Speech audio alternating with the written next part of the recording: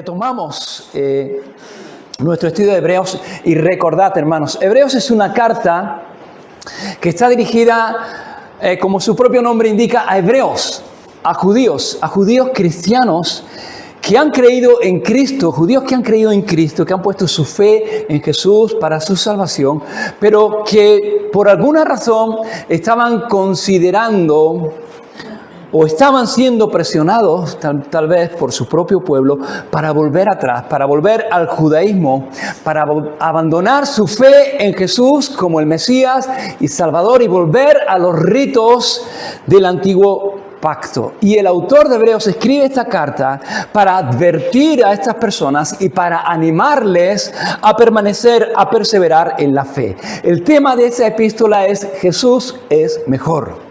Jesús es superior. ¿Superior a qué? Superior a todos y superior a todo. Incluso a un sistema ritualista, un sistema religioso tan glorioso como era el sistema judío. Piensa lo que tenía el pueblo judío. ¿Cuál era su sistema religioso? Piensa un poco en esto. El sistema religioso judío estaba basado en la ley que Dios mismo le había dado al pueblo de Israel. Estaba basado en las fiestas que fueron instituidas por el mismo Dios y estaba basado en rituales que Dios mismo había mandado y ordenado al pueblo de Israel. ¿Qué hay mejor que todo esto? La respuesta es Cristo. Cristo es mucho mejor que todo esto porque todas estas cosas son una sombra. Simplemente es una sombra que apuntan y señalan a Jesús. Y Jesús es superior a todas estas cosas. Jesús es superior a todos. Y ya hemos visto en los primeros capítulos cómo el autor de Hebreos ha mostrado a estos hermanos judíos que Jesús es superior a los profetas. Jesús es superior a los ángeles. Y en este capítulo 3, él va a mostrar que Jesús es superior a Moisés. Y hermanos, es difícil resaltar suficientemente el papel y el lugar que tenía Moisés para el pueblo de Israel.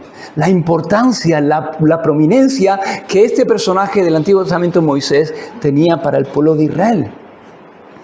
Pero el autor de Hebreos va a mostrar que Cristo es superior a Moisés. Y lo vamos a ver en los primeros versículos de este capítulo 3. Y como hemos dicho antes, el autor de Hebreos está advirtiendo, está alentando, está animando a estos judíos cristianos que están dudando a permanecer firmes en su fe, a perseverar en la fe en Cristo. Y en este capítulo vamos a encontrar tres imperativos, tres mandatos, tres cosas que son necesarias que estas personas hicieran y que es necesario, hermanos, que nosotros hagamos para permanecer firmes y perseverar en la fe en Jesús. Y vamos a ver, más adelante vamos a ver que hay algo que tenemos que considerar. En segundo lugar, hay algo que tenemos que cuidar. Y en tercer lugar, hay algo que tenemos que hacer. Y lo vamos a ver en el mensaje de hoy. Pero vamos al texto. Versículo 1. Comienza el autor de Hebreos el capítulo 3 de esta manera, con estas palabras: por tanto. Así comienza este versículo, este capítulo 3. Por tanto. Y siempre que encontramos un por tanto en la Biblia, siempre que encontramos un por tanto en las Escrituras, está haciendo referencia a lo que se ha venido diciendo en los versículos anteriores.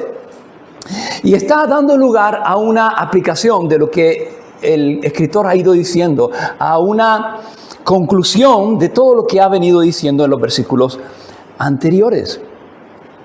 Y si recordáis, en los últimos versículos del capítulo 2, el autor de Hebreos ha estado hablando acerca de Jesús y de Jesús como el autor de nuestra salvación. Jesús es superior a los profetas, Jesús es superior a los ángeles, pero por un poco de tiempo Él se hizo un poco menor que los ángeles. Y está hablando de su encarnación, está hablando de que Jesús, siendo Dios, no estimó el ser igual a Dios, sino que se humilló a sí mismo y se despojó tomando forma de siervo, tomando forma como tú y yo, asumiendo una naturaleza, un cuerpo y una naturaleza humana.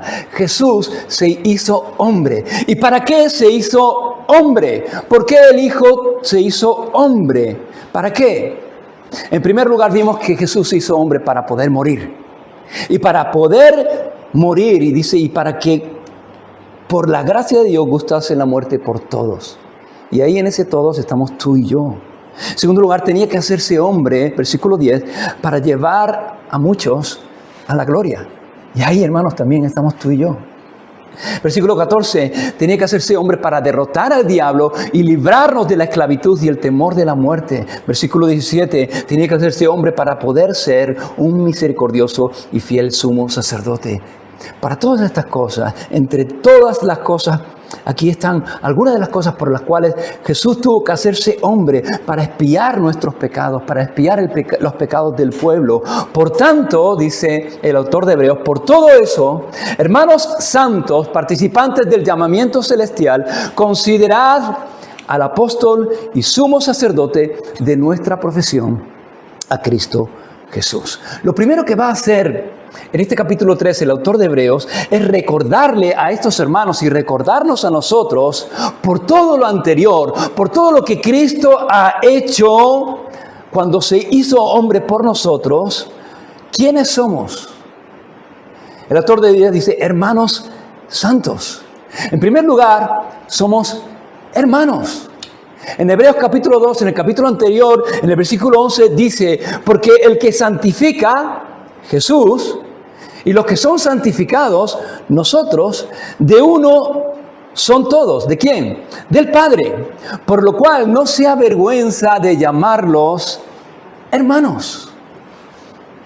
Hermanos, la Escritura enseña, y en Juan capítulo 1, versículo 12, podemos ver que no todos los hombres son hijos de Dios. Todos los hombres son criaturas de Dios.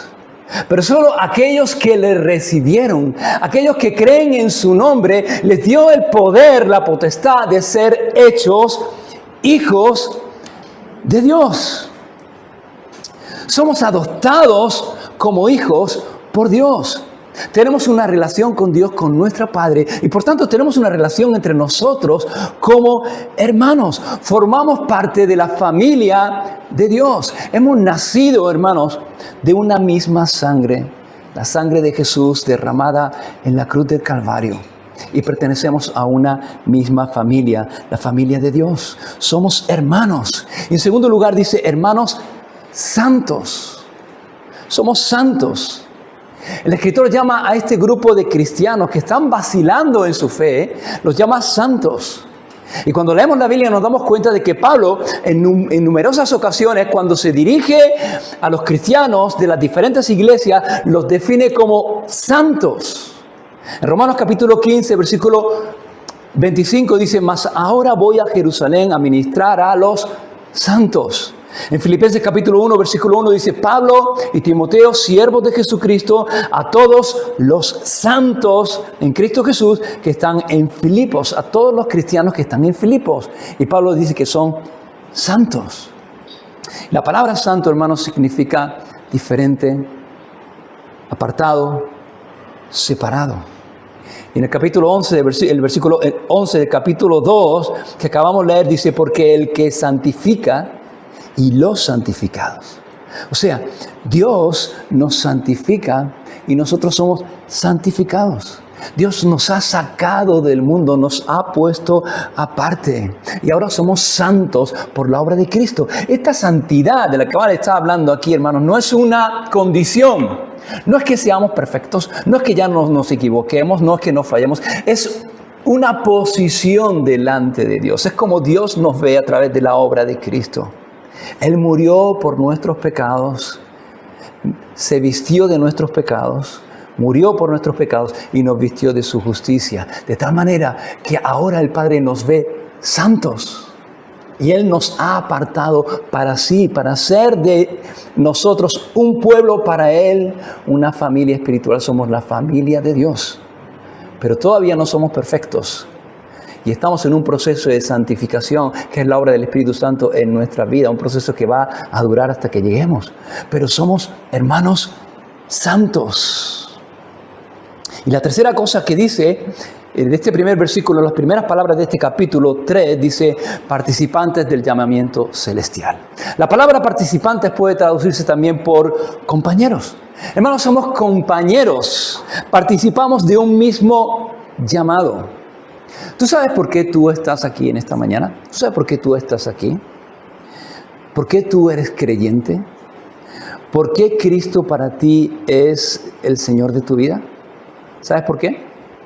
Porque Dios te llamó. Dios te llamó. Porque Dios nos llamó y no nos llamó, hermanos, por nuestros méritos. No nos llamó porque fuésemos especiales o porque hubiera algo especial en nosotros. Nos llamó por su gracia, por pura gracia. Y estamos aquí, hermanos, y somos lo que somos por pura gracia y porque Él nos llamó por un llamamiento que dice el escritor de Hebreos que es celestial. Moisés llamó al pueblo de Israel y fue al pueblo de Israel con un llamado y llamó al pueblo de Israel a salir de la esclavitud de Egipto para ir a la tierra prometida, a la tierra de Canaán. Y hermanos, es un llamamiento bueno, es un llamamiento glorioso, pero es un llamamiento terrenal. El llamamiento de Moisés era un llamamiento que tenía que ver con este mundo, con este lado de la eternidad. Pero dice que Cristo nos ha llamado con un llamamiento celestial, un llamamiento que va más allá de las fronteras de este mundo. Hebreos capítulo 2, versículo 10 dice que el propósito, uno de los propósitos o el propósito por el cual el Hijo se hizo hombre fue para llevar muchos hijos a la gloria. Y hermanos, ese es nuestro llamado. No es un llamado a una tierra prometida en este mundo, no es un llamado a tener una vida mejor, a tener más riquezas o una mayor prosperidad en este mundo, sino que es un llamado a la gloria, es un llamado celestial.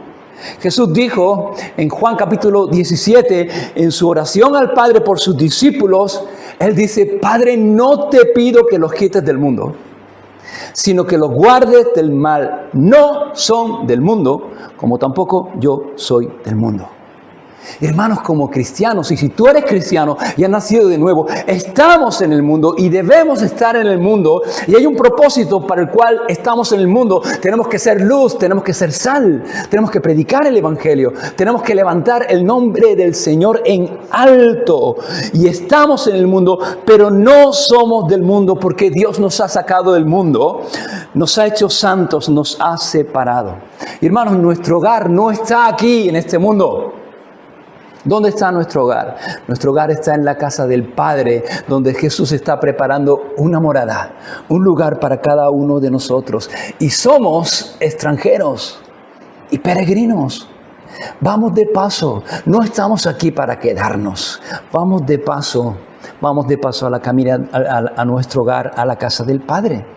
Entonces, hermanos, lo primero que hace el escritor de Hebreos en este capítulo 3 es explicarnos, es recordarnos quiénes somos. Que somos hermanos santos, participantes del llamamiento celestial. Y ese es el resultado de la obra de Cristo y el resultado de nuestra fe en Cristo. Y una vez que ya entendemos quiénes somos, la pregunta es: ¿qué es lo que tenemos que hacer? Eso es lo que somos. ¿Qué es lo que tenemos que hacer? Y el autor de Hebreos dice: considerad. Y este es el primero de los 3 imperativos que encontramos en este pasaje y que vamos a ver en este pasaje. Y la primera de las cosas que son necesarias que estas personas hicieran y que nosotros hagamos para permanecer firmes y perseverar en nuestra fe. Dice: considerad. Hay algo que tenemos que considerar. La palabra considerad en el original literalmente significa observar en profundidad, observar con atención, tratando de entender. ¿Y qué es lo que tenemos que considerar? Dice: al apóstol y sumo sacerdote de nuestra profesión, Cristo Jesús. Básicamente lo que está diciendo es: hermanos, pongan su mirada en Cristo. Hermanos, tenemos que fijar nuestros ojos en Jesús. ¿Por qué? ¿Recuerdas cómo empieza esta carta? Dios, habiendo hablado muchas veces y de muchas maneras en otro tiempo a los padres por los profetas, en estos postreros días nos ha hablado por el Hijo. Y vimos que Jesús es superior a los profetas. ¿Por qué? Porque los profetas traían el mensaje de Dios para el pueblo. Pero Jesús no solamente traía el mensaje de Dios para el pueblo. Jesús era el mensaje. Jesús no solamente nos ha traído el mensaje de Dios, Jesús es el mensaje de Dios para nosotros. Por lo tanto, no solamente tenemos que oír a Jesús, tenemos que mirar a Jesús. Porque el llamado no es solamente a oírlo. Tenemos que oírlo y tenemos que obedecerlo, pero el llamado no es solamente a oírlo, sino a mirarlo, a conocerlo, a tener una relación con Él, una relación con Jesús. Y eso, hermanos, es una labor para toda la vida. Toda la vida.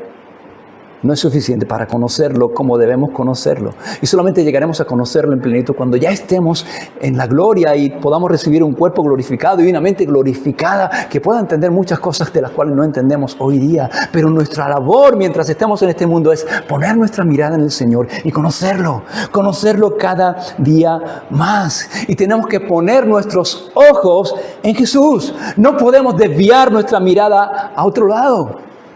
Pon tus ojos en el Señor, no en ningún hombre, no en ninguna iglesia, en ninguna denominación, en ninguna organización, porque todas estas cosas te van a fallar y fallan. Pero el Señor no te falla. Yo te puedo fallar, pero Cristo no te va a fallar. Hermanos, yo soy el pastor de la iglesia, y mi labor y mi deseo y todo mi empeño es cuidaros, alimentaros espiritualmente, guiaros en los caminos del Señor. Y soy el pastor de esta iglesia, pero por encima de mí, como pastor, vuestro pastor debe ser el Señor Jesucristo. Amén. Si solo yo soy vuestro pastor, si solo yo soy tu pastor, todo te va a faltar. Pero si Cristo es tu pastor, nada te faltará. Por eso, hermanos, no tenemos que poner la mirada en ningún hombre, ni siquiera en el pastor, ni en ningún grandes predicadores o grandes siervos de Dios, que pueden ser de ejemplo para nuestra vida, pero son hombres y te pueden fallar y yo te puedo fallar, pero Cristo no te va a fallar. Y por eso, hermanos, nuestra mirada tiene que estar en Cristo. Y nuestra labor, hermanos, no es dirigir las miradas de las personas a ningún hombre ni a ninguna iglesia. Nuestra labor no es hablarles ni predicar una iglesia. Mi iglesia es la mejor, mi iglesia no sé qué. Nuestra labor es predicar a Cristo y dirigir la mirada de las personas a Cristo. Porque ninguno podemos salvar a nadie, solo Cristo salva. Y todos podemos fallar, pero Cristo no nos falla, hermanos. Por eso tenemos que mirar al Señor, fijar nuestra mirada en el Señor. Y como iglesia, hermanos, como congregación, queremos ser una iglesia que tenga su mirada fija en Jesús. Que camine, hermanos, con su mirada en Jesús, deseando conocerle más. Y queremos conocer más del Señor. No para tener cabezas grandes, sino para amarle más y para ser más como el Señor Jesucristo. Ese es nuestro deseo y ese es nuestro propósito como iglesia y como congregación. Hermanos, la Biblia habla de la vida cristiana como de una carrera que tenemos por delante y que tenemos que correr, pero que tenemos que correr ¿cómo? De una manera determinada. ¿Cómo? Dice Hebreos capítulo 12, versículo 1 y 2, que tenemos que correr esa carrera con paciencia. Y dice el versículo 2, puestos los ojos en Jesús, el autor y el consumador de nuestra fe. Es una carrera que tenemos que correr con paciencia. ¿Por qué? Porque no es una carrera de velocidad, es una carrera de resistencia. Es una maratón. Y sabes, yo a veces veo los maratones en los telediarios, con el maratón de Nueva York, y ves que hay cientos, miles de personas que toman la salida y salen en esa maratón. Pero sabes, no todos llegan. Hay muchos que se quedan en el camino. Y hermanos, yo he visto mucha gente que ha pasado por aquí, que ha pasado por la iglesia, y que ha venido a la iglesia, y que ha comenzado la carrera, y que comenzaron bien y corrían bien, pero de alguna manera hubo un momento en que dejaron de correr, y ya no están. ¿Por qué? Porque en algún momento desviaron su mirada Dejaron de mirar a Jesús y comenzaron a mirar sus circunstancias, comenzaron a mirar sus problemas, comenzaron a mirar a los hermanos, comenzaron a mirar las tormentas y de repente dejaron de correr. Y ya no están. Y todos queremos llegar a la meta. Todos queremos permanecer fieles, perseverar. ¿Y qué es lo que tenemos que hacer para llegar hasta el fin? En primer lugar, fijar nuestra mirada en el Señor. Porque si ponemos la mirada en otro sitio, nos vamos a desviar. Vamos a dejar de correr. Hay muchas personas que han venido a la iglesia, y yo lo he visto, que se han enamorado de la iglesia. Y se han enamorado de los hermanos. Y del amor entre los hermanos. Y es bueno que vean el amor del Señor en nosotros. Pero no es bueno que la gente se enamore de nosotros. Y yo saludo, ¿qué tal? ¡Uy, qué gente más preciosa hay aquí! ¡Oh, yo quiero ser así! Y tienen la mirada ¿dónde? En los hermanos. ¿Y qué ocurre? Que cuando pasa un poco de tiempo, al principio parece que todos somos perfectos. Pero los que estamos aquí sabemos que no lo somos. Y cuando pasa un poco de tiempo, te das cuenta de que esa hermana que parece tan espiritual no es tan como parece. Y tiene sus cosas. Y que todos somos una obra en construcción. Que ninguno somos una obra terminada. El Señor sigue trabajando con cada uno de nosotros. Y entonces te das cuenta de que los hermanos no solamente tienen lunares bonitos, sino que también tienen verrugas. Y ya no te gustan tanto. Y entonces ya dejas de correr. ¿Por qué? Porque no te has enamorado de Cristo. Te has enamorado de la iglesia. Te has enamorado de los hermanos. Y tu mirada no estaba donde tenía que estar. Entonces tenemos que poner nuestra mirada ¿dónde, hermanos? En Cristo, siempre. Considera, dice, al apóstol y sumo sacerdote de nuestra profesión, que es Cristo. Y el escritor habla de Jesús y dice que Él es nuestro apóstol. La palabra apóstol significa enviado. Él es el enviado del Padre. Él vino con una misión. Moisés fue enviado por Dios a Egipto para sacar al pueblo de Israel de la esclavitud de Egipto y llevarlo a una tierra prometida. Pero Jesús es el enviado del Padre y Él vino para sacarnos, no de la esclavitud de una nación, sino de la esclavitud del pecado. No para llevarnos a un lugar más o menos bonito de la tierra, sino para llevarnos a la gloria, para darnos vida eterna. Él es el apóstol y dice, y gran sumo sacerdote. Hebreos capítulo 5, versículo 1 dice, porque todo sumo sacerdote tomado entre los hombres es constituido a favor de los hombres en lo que a Dios se refiere. ¿Para qué? Para que presente ofrendas y sacrificios por los pecados. Todos los sumos sacerdotes del Antiguo Testamento hacían estas dos cosas. Uno, representaban al pueblo delante de Dios. Y en segundo lugar, ofrecían sacrificio. Y eso es lo que Jesús hizo. Él nos representó y Él mismo fue el sacrificio que ofreció para el perdón de nuestros pecados. Como apóstol, Él representa a Dios delante de los hombres. Como sumo sacerdote, nos representó y representa a los hombres delante de Dios. Ahora, fíjate, versículo 2. Aquí va a comenzar a hacer una comparación entre Moisés y Jesús y va a mostrar que Jesús es superior a Moisés. Versículo 2, el cual es fiel, Cristo es fiel al que le constituyó, como también lo fue Moisés en toda la casa de Dios. Aquí va a comenzar a hacer una comparación entre Cristo y Moisés y empieza con una similitud. Los dos fueron fieles en su servicio. En esto fueron iguales.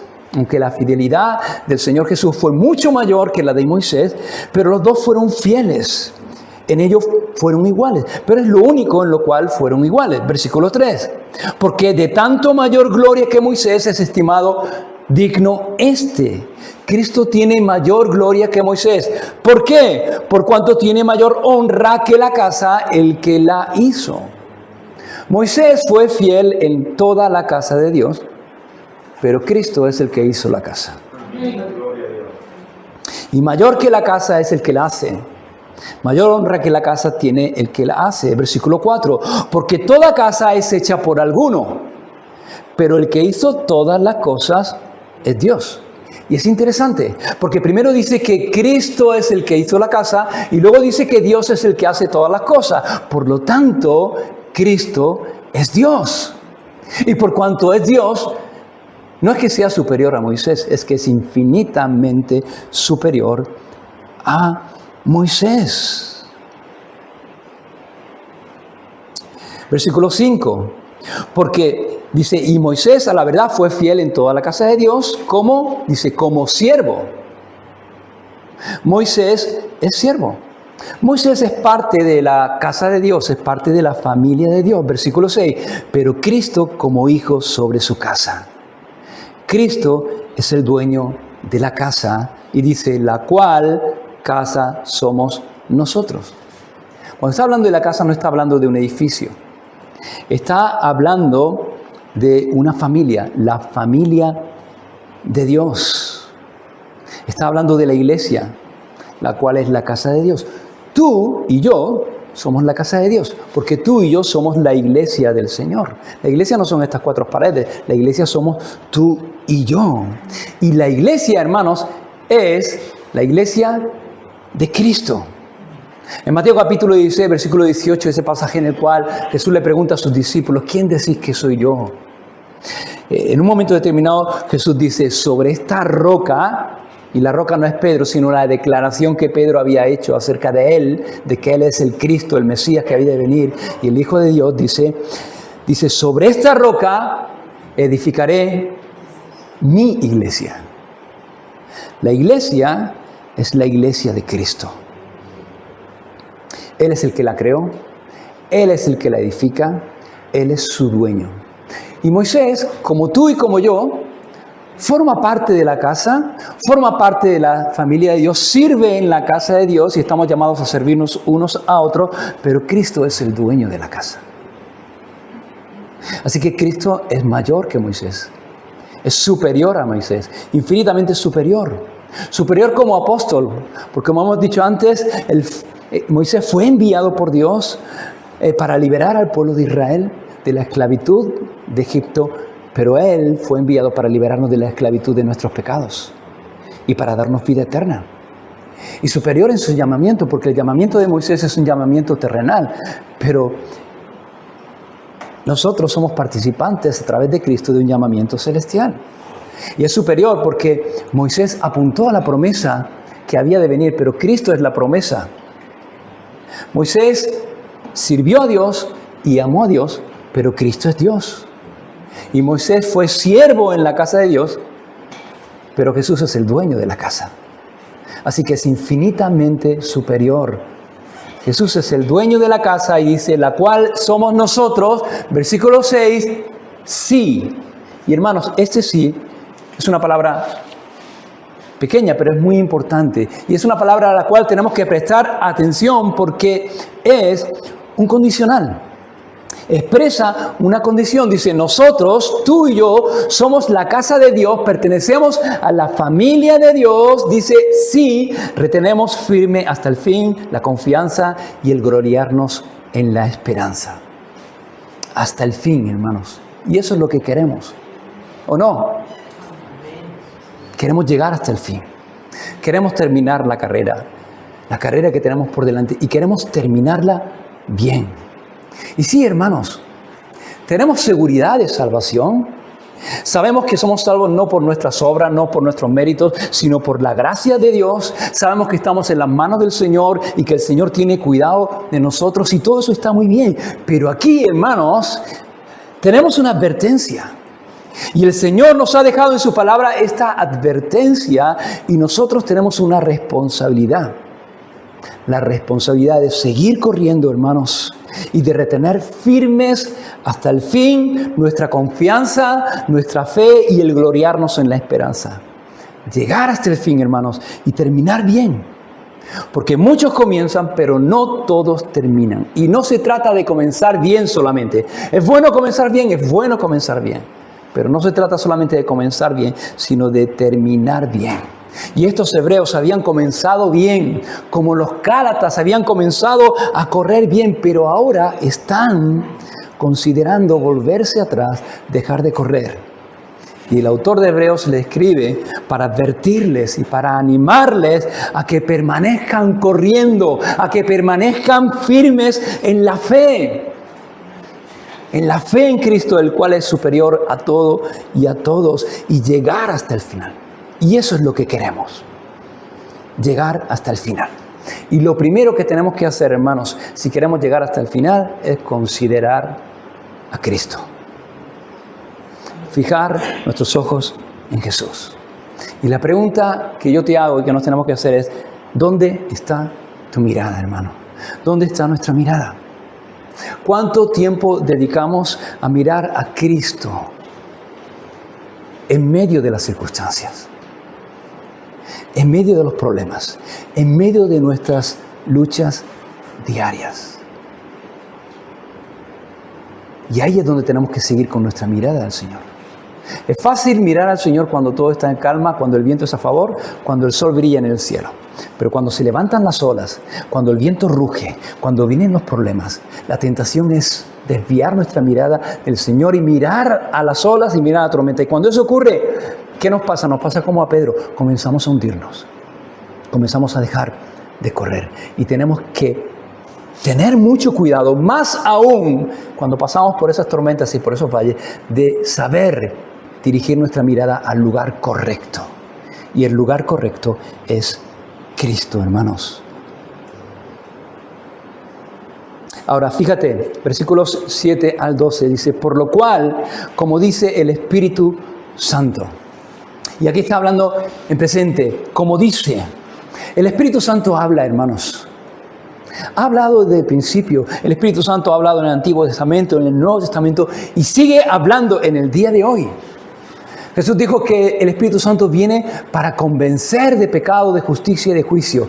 Y sabes, cuando tú y yo todavía no conocíamos al Señor, el Espíritu Santo nos habló y nos convenció de pecado. Y el Espíritu Santo sigue convenciendo de pecado al pecador. Y cuando creímos en Cristo, creímos lo que el Espíritu Santo nos decía, creímos que realmente éramos como el Espíritu Santo nos revelaba nuestro corazón lleno de pecado y creímos en la justicia de Cristo. El Espíritu Santo vino a morar en nosotros. Somos templo del Espíritu Santo y el Espíritu Santo sigue hablándonos cada día. Sigue hablándonos, hermanos. Sigue hablándonos. Nos habla, nos guía, nos inquieta cuando algo anda mal en nuestras vidas, nos señala cuál es el problema, qué es lo que tenemos que cambiar y continuamente nos está hablando de muchas maneras y en muchas formas. Pero sobre todo el Espíritu Santo nos habla a través de la palabra del Señor. Y en esta mañana Él nos está hablando y nos quiere hablar a través de este pasaje. Y dice, si oyereis hoy su voz, versículo 8, no endurezcáis vuestros corazones. Y aquí encontramos el segundo imperativo, la segunda cosa que debemos hacer para permanecer firmes y perseverar en nuestra fe. En primer lugar, tenemos algo que considerar a Jesús. Tenemos que fijar nuestra mirada en Jesús. Lo segundo es algo que tenemos que cuidar. Hay algo que tenemos que cuidar. Nuestros corazones. Tenemos que cuidar nuestros corazones. Tenemos que cuidar nuestros corazones de la incredulidad. Tener cuidado de que nuestros corazones no se endurezcan. Dice, si oyereis hoy su voz, no endurezcáis vuestros corazones, como en la provocación, en el día de la tentación en el desierto, donde me tentaron vuestros padres, me probaron y vieron mis obras 40 años. A causa de lo cual me disgusté contra esa generación y dije, siempre andan vagando en su corazón. No han conocido mis caminos, por tanto juré, mira, no entrarán en mi reposo. El autor de Hebreos cita un salmo, el Salmo 95, que hace referencia a Éxodo. Y el Espíritu Santo, a través de este pasaje, nos recuerda al pueblo de Israel en el desierto, el cual vio las maravillas de Dios y escuchó la voz de Dios a través de Moisés, pero no creyó, no creyeron a Dios, no confiaron en Dios, no obedecieron a Dios, sino que endurecieron sus corazones. Y el resultado fue que no entraron en el reposo prometido. Su incredulidad cerró la entrada al reposo, a la tierra prometida, hermanos. ¿Y hermanos, cuándo comenzamos a endurecer nuestros corazones? ¿Cuándo comenzamos a endurecer nuestro corazón?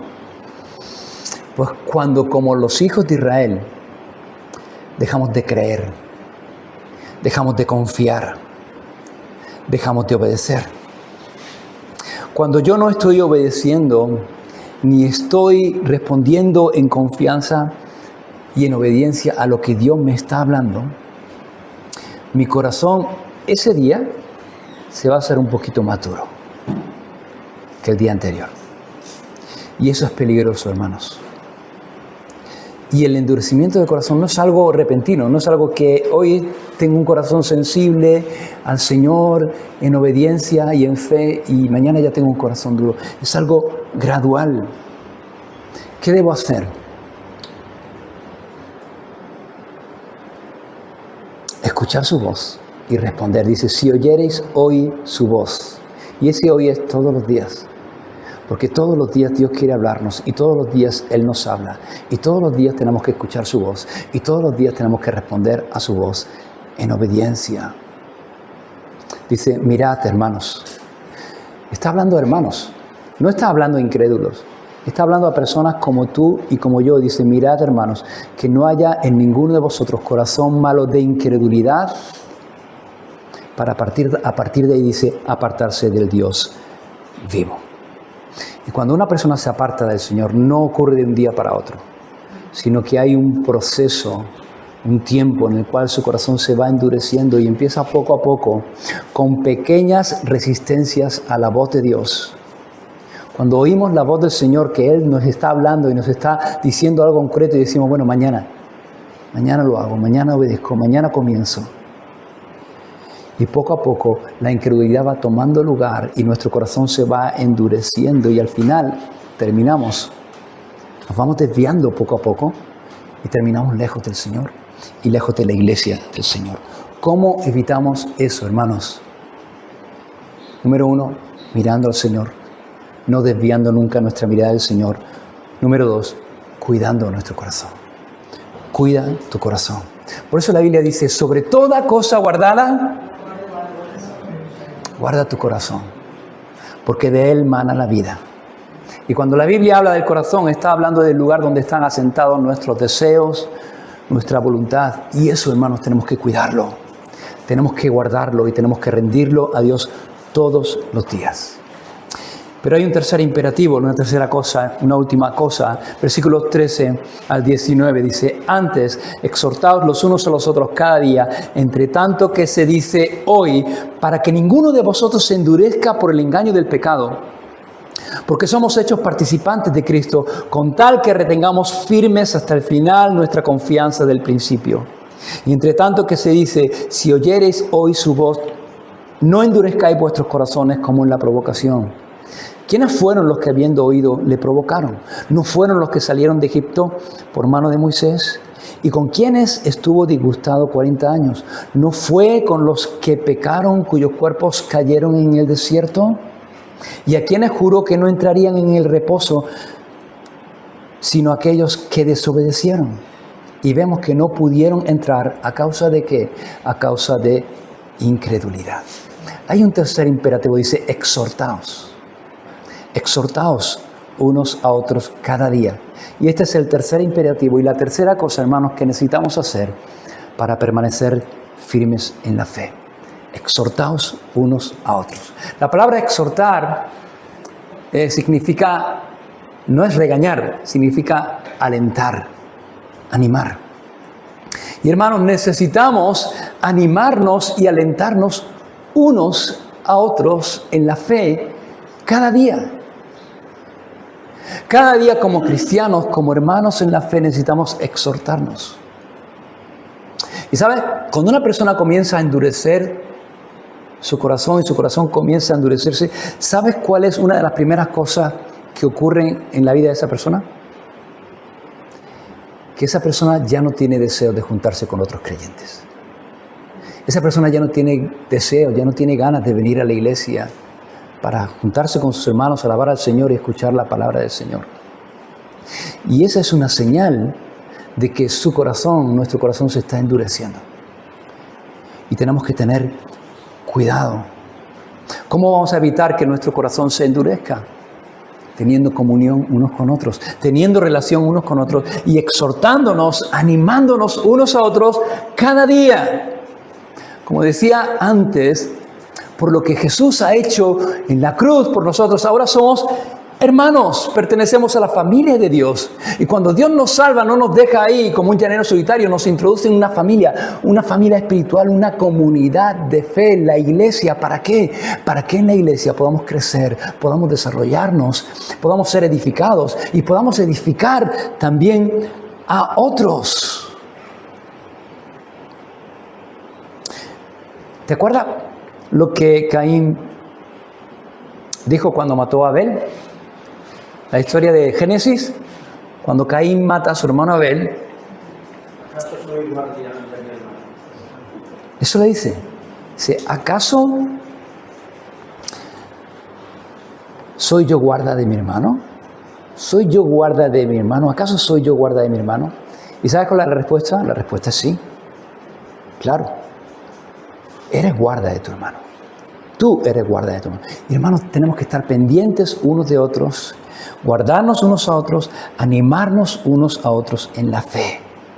En Hebreos capítulo 10, versículos 24 y 25, estoy terminando, hermanos, dice, considerémonos unos a otros. ¿Para qué?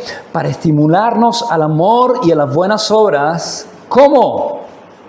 No dejando de congregarnos como algunos tienen por costumbre, sino que, dice, exhortándonos, animándonos, alentándonos unos a otros, y tanto más, dice, cuando veis que aquel día se acerca. ¿Qué día, hermanos? El día del regreso del Señor Jesús. Necesitamos, hermanos, exhortarnos unos a otros. Necesitamos, hermanos, que nos animen cuando desfallecemos, que nos adviertan cuando nos desviamos, que nos recuerden la verdad acerca de Cristo, acerca de Jesús, cuando nos olvidamos de quién es el Señor. John Stott dice que el cristianismo esencialmente es comunitario. Nadie persevera solo. Perseverar, hermanos, no es un esfuerzo solitario, sino un caminar juntos bajo la gracia de Dios. Y la pregunta es, ¿qué soy yo? ¿Cómo soy? ¿Soy un hermano que ayuda a otros a perseverar?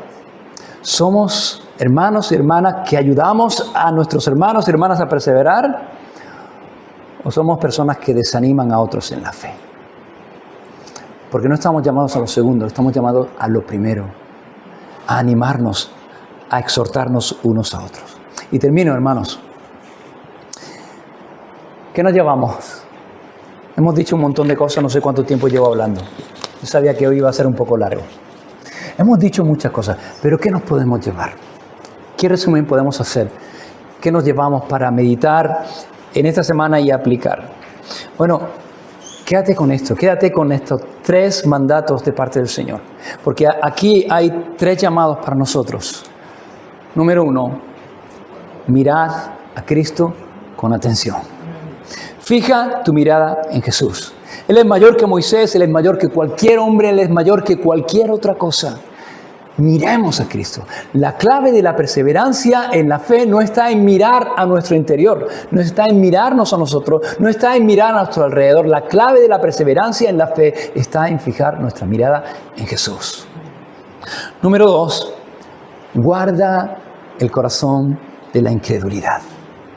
No permitas que el pecado te endurezca. No permitas que la incredulidad arraigue en tu vida de tal manera que comience a endurecer tu corazón.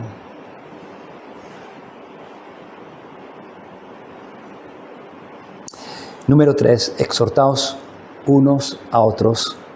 ¿Cuándo? Cada día. Hermanos, sé un instrumento de ánimo. Seamos instrumentos de ánimo, no de tropiezo. Somos responsables de cuidarnos mutuamente para perseverar en la fe. Así que perseveremos, hermanos, en comunidad y perseveremos exhortándonos unos a otros. ¿Cuándo? Cada día, hermanos. Mañana no. Hoy. Cada día. Y para eso tenemos que tener relación unos con otros. Porque, ¿sabes? Si tú no tienes relación, no me quiero enrollar más, hermanos, pero a veces termina el culto y salimos volando. Y venimos, nos sentamos, adoramos al Señor, escuchamos y nos vamos. No nos saludamos, no nos preocupamos unos con otros. Y si no nos saludamos, no nos podemos conocer. No podemos saber cómo está el hermano. No sabemos si el hermano necesita una palabra de aliento, o si necesita ser corregido, o si necesita recordar la verdad de quién es Jesús. Estamos llamados a formar parte de una familia espiritual, que es la familia de Dios, a amarnos y cuidarnos unos de otros. Amén. Vamos a orar. Una misma visión para un nuevo siglo, una generación que levanta a Cristo y se une en oración, clamando por España.